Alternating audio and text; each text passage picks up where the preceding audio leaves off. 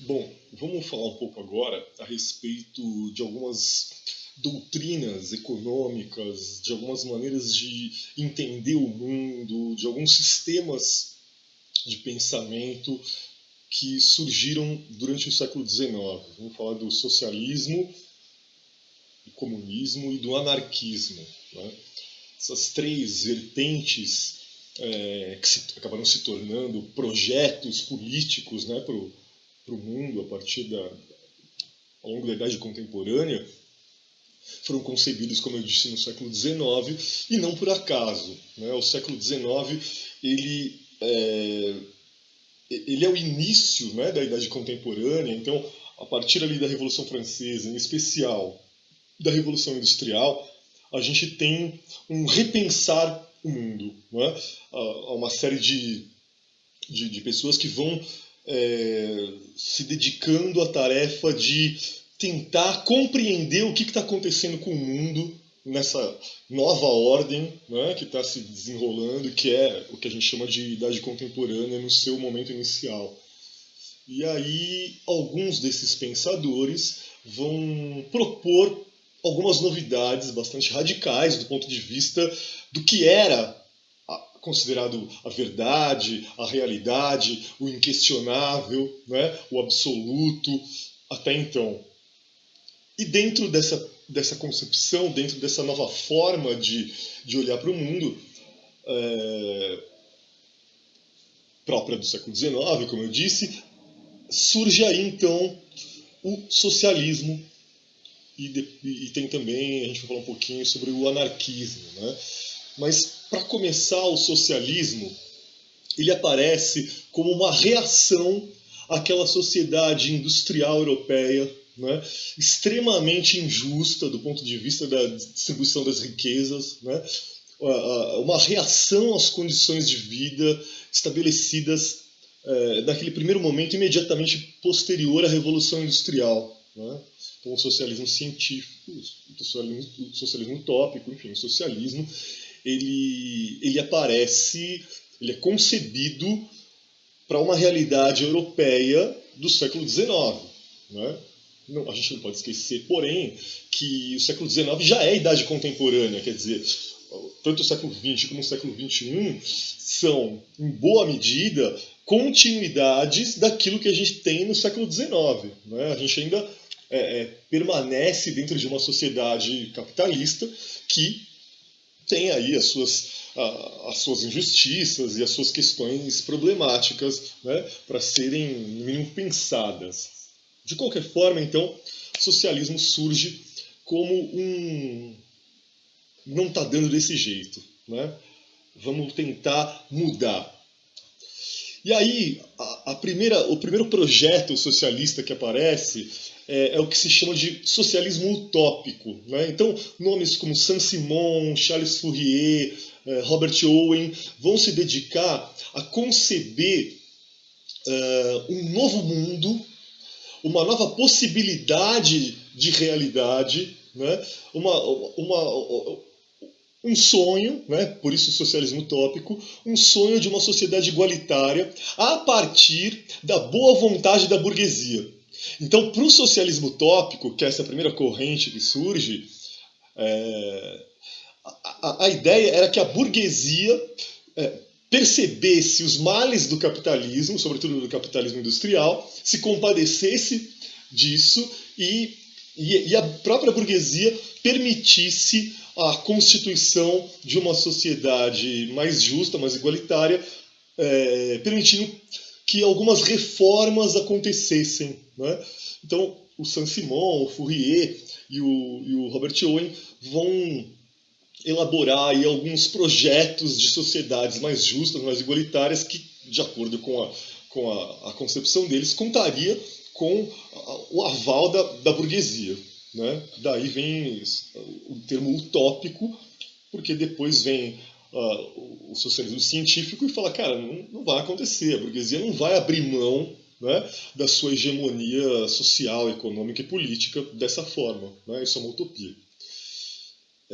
Então, socialismo utópico pretende reformar o capitalismo a partir da boa vontade da própria burguesia. Como eu disse, depois vem o socialismo científico, né, meados do século XIX, e dois nomes despontam, né, todo mundo conhece, Karl Marx e Friedrich Engels, e aí um destaque maior para o Marx, como todo mundo sabe, e o Marx, então, é o pai do socialismo científico, né, e nos seus livros ele vai propor, então, a superação do capitalismo, né, ele não vai propor reforma, ele vai propor revolução, ou seja, ele vai propor que a história transcenda, né? Que os homens sepultem o capitalismo e construam um novo sistema político, econômico, social, né? Para o Ocidente, para o planeta, enfim. A partir de uma revolução operária, de uma revolução dos trabalhadores, né? O fundamento central, então, para o socialismo científico é a ideia de uma sociedade igualitária, né? E para que essa sociedade igualitária se constituísse, a premissa central seria o fim da propriedade privada, né? Algo que o Rousseau já tinha percebido lá atrás, no momento do iluminismo, né? O francês Rousseau, o iluminista mais radical de todos, né? Antes mesmo da Revolução Francesa, o Rousseau já dizia que a origem de todos os males, de todas as guerras, de todas as tragédias humanas é a propriedade, né? E o Marx retoma essa questão e fala é preciso acabar com a propriedade privada, sobretudo a propriedade privada dos meios de produção. O que é o meio de produção? É tudo aquilo que gera riqueza, tudo aquilo que gera capital, né? Terra, fábrica, banco, isso é meio de produção. Tá? Então, fundamento central do socialismo científico, uma sociedade igualitária sem propriedade privada. Tá? Como que se alcançaria essa sociedade igualitária? Como que se alcançaria a construção desse projeto socialista, então, a partir de uma revolução, né, que instauraria o que o Marx chamou de ditadura do proletariado. É um nome pesado, um nome, dá pra gente dizer, até não muito feliz, né? Ainda mais se a gente for fazer uma análise, enfim, levando em conta que em outros momentos históricos isso pode não pegar muito bem e tal. Né? Então a gente hoje, por exemplo, falando de ditadura do proletariado, é muito pesado, né? Mas enfim, é o termo que o Marx escolheu, né, para denominar esse momento imediatamente posterior ao que seria da Revolução Proletária, né? E aí esses operários que teriam empreendido a Revolução, eles assumiriam o Estado, né? E o Estado, então, estatizaria, né? Tomaria para si a posse dos meios de produção, e organizaria a construção de uma nova sociedade sem propriedade privada, sem meio de produção privado. Os meios de produção ficariam nas mãos do Estado e o Estado seria controlado pelo proletariado. Isso é a ditadura do proletariado. Né? Só que, se é uma sociedade igualitária, essa ditadura do proletariado, ela, em tese, ao menos, ela não teria, né,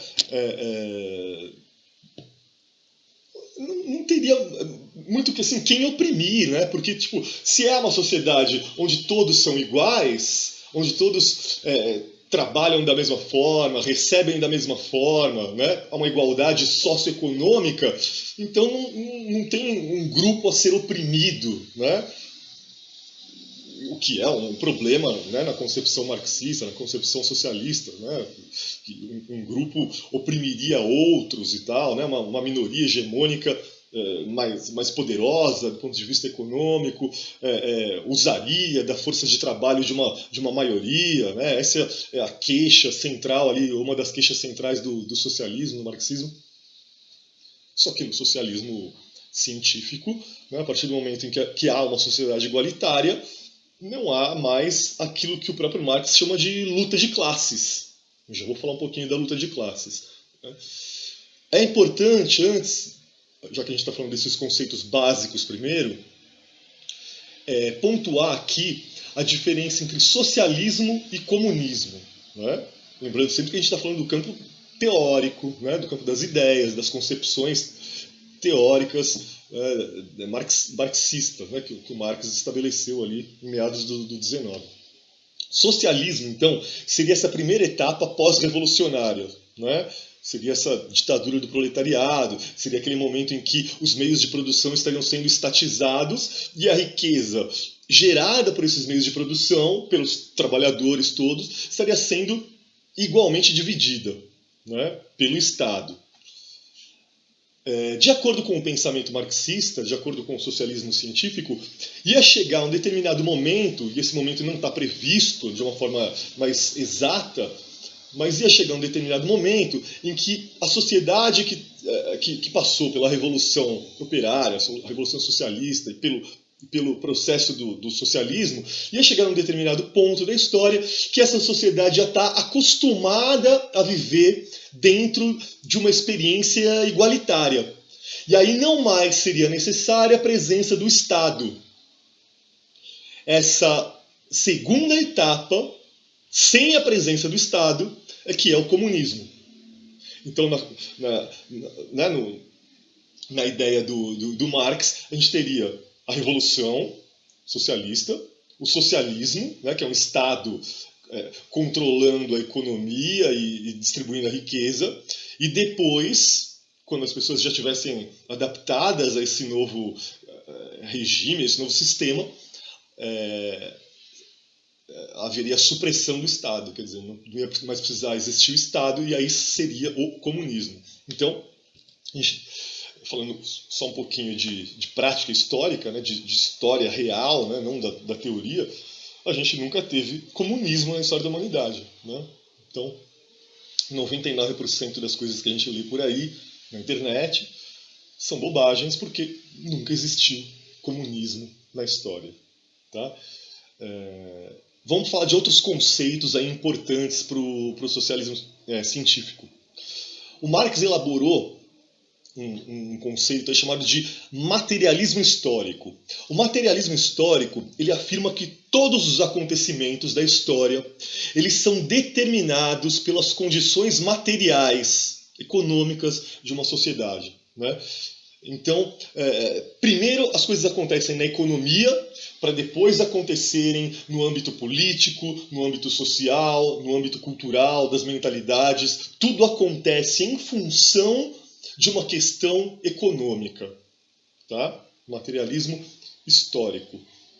O que move a história é a economia, tá? As condições materiais. Ele tem um outro conceito, que é o materialismo dialético, que é um método que o Marx usou para entender a dinâmica das transformações históricas, né? Para o qual, para o Marx, todo o sistema econômico, né, que acompanhou a história da humanidade, o escravismo na Idade Antiga, o feudalismo na Idade Média, o capitalismo até então, né, na Idade Moderna, todo o sistema econômico, para o Marx, conteria em si os germes da sua própria destruição. Né? Então, esse é o materialismo dialético. Dentro de um sistema, há um germe da destruição desse sistema. Então, o capitalismo conteria dentro de si o germe da sua própria destruição. Um outro jeito da gente entender o materialismo dialético é lembrar daquelas elaborações marxistas que tratam da tese, antítese e síntese. Né?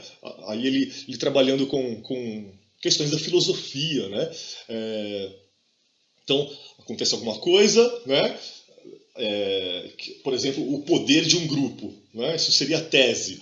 Aí a antítese seria a negação desse poder, né? A vontade de acabar com esse poder e com essa exploração. Essa vontade seria a antítese. E aí, a partir da luta da tese com a antítese, do explorador com o explorado, né, na concepção marxista, viria a síntese, que é um novo momento histórico.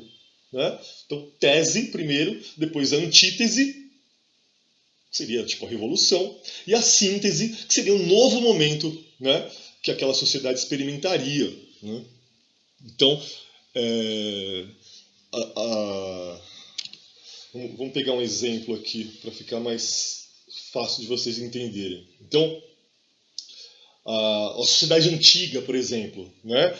Qual seria como que a gente aplicaria esse conceito, né, do materialismo dialético na sociedade antiga, né, na história antiga?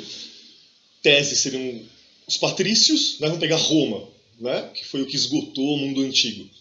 Roma, Império Romano. Tem lá os patrícios, tese. Aí a antítese seriam os plebeus. Né? Aí a síntese seria o que ficou do conflito entre esses dois grupos. Ou então, proprietários versus escravos em outras sociedades da antiguidade. Né? E a partir do embate entre esses grupos, entre o grupo hegemônico e o grupo subalterno, nasceria a síntese, que é o novo momento, como eu disse. Né? Na sociedade feudal, tese, nobre, antítese, servo. Né? Na sociedade burguesa, portanto, a tese seria aquilo que é proposto pela burguesia e a antítese aquilo que é proposto pelos representantes dos trabalhadores. E a síntese seria aquilo que os trabalhadores iriam obter a partir da sua revolução. Ok? Então, esse é o materialismo dialético. E aí a gente tem que falar, já citei meio que por cima, mas vale a pena a gente aprofundar um pouquinho na questão da luta de classes. Né? A luta de classes é um conceito que apresenta a história da humanidade como a história da luta, do conflito permanente entre aquilo que o Marx chamava de exploradores versus explorados. Né? Para ele, a história é resultado do conflito entre o grupo que domina e o grupo que é dominado. Né? Então é um conceito que é muito próximo ao conceito do materialismo dialético. Né? O materialismo dialético é um pouco mais complexo, luta de classes, essa questão específica do explorador contra o explorado. Né? O próprio nome já está dizendo o que é luta de classes. Né? E aí a gente pode falar um pouquinho, para finalizar a questão do socialismo, da mais-valia. Né? A mais-valia é uma teoria que visa demonstrar a maneira pela qual o trabalhador é explorado na produção capitalista. E demonstrar também a origem do lucro dos donos dos meios de produção. Né? Então, a mais-valia é assim: eu trabalho, produzo 50 dinheiros, né? Só que eu só ganho 20. Os outros 30 vão para o patrão, vão para o dono do meio de produção. Esses 30 que não ficam comigo é a mais-valia. Né? Tem uma tirinha aí que eu separei para a gente dar uma olhada que deixa muito claro o que é esse conceito da mais-valia. Vamos ver se dá para a gente ver aqui nesse momento. É aqui, ó. Essa tirinha aqui. O que você disse a esse homem? Né, no primeiro quadrinho. O que você disse a esse homem? Para que ele trabalhe mais depressa. Para que ele trabalhe mais depressa. Aí no segundo quadrinho. Quanto você lhe paga? R$30 por dia de trabalho. Aí lá embaixo. Onde consegue o dinheiro para pagar o salário dele? Vendo a mercadoria, ué. Aí no quarto quadrinho. E quem faz a mercadoria? Ele. Aí depois, quanta mercadoria ele produz por dia? O equivalente a R$150. Aí vem. Então, na verdade, ele quem lhe paga R$120 por dia para que você o diga para trabalhar mais depressa. Aqui. Aí o último quadrinho. Chiu, fala baixo, ele pode escutar. Então, acho que deu para entender qual que é a lógica da mais-valia, né? Tem gente que vai contestar a mais-valia, tá difícil hoje de mostrar aqui. Tem gente que vai contestar a mais-valia, vai dizer que não é bem assim, pipipipi, popopó, mas tá aqui a demonstração da mais-valia. Tá difícil de mostrar a mais-valia. Esse computador ele é claramente capitalista, né? Claro que é capitalista. Aqui. Então, tira uma foto e dá um print que você vai, se você não lembrar, depois você vai entender. Mas que choque esse computador, cara. Deu pra ver então? Bom, aí vamos passar para o anarquismo, né? Para a gente não perder muito tempo. O anarquismo ele surgiu mais ou menos na mesma época, né? Século XIX, e ele tem ideias muito semelhantes ao socialismo, só que em alguma medida ele é mais radical, ele vai além. Né? Já vou explicar por quê. O anarquismo tem, não é uma elaboração consensual, quer dizer, há algumas vertentes um pouco distintas de anarquismo, mas dá para a gente pontuar aí o principal nome, né? O Mikhail Bakunin. Né? Tem outros, como Kropotkin, mas o principal tem o Malatesta, mas o principal é o Mikhail Bakunin. O Bakunin também propõe uma sociedade igualitária. O Bakunin também propõe o fim das instituições de poder, né? Inclusive de instituições históricas como a própria igreja. Né? Há alguns anarquistas que propõem o fim da família. Enfim, é um projeto bem mais radical de superação daquilo que se chamava de sociedade burguesa. Não só da economia capitalista, mas da própria sociedade burguesa, de qualquer traço da sociedade burguesa. Né? Só que para o anarquismo, e aí é que entra a diferença central entre o anarquismo e o socialismo, o anarquismo ele propõe a imediata destruição do Estado. Então o anarquismo diz que tem que fazer a revolução, né? Os trabalhadores têm que fazer a revolução e tomar o poder, até é igual ao socialismo.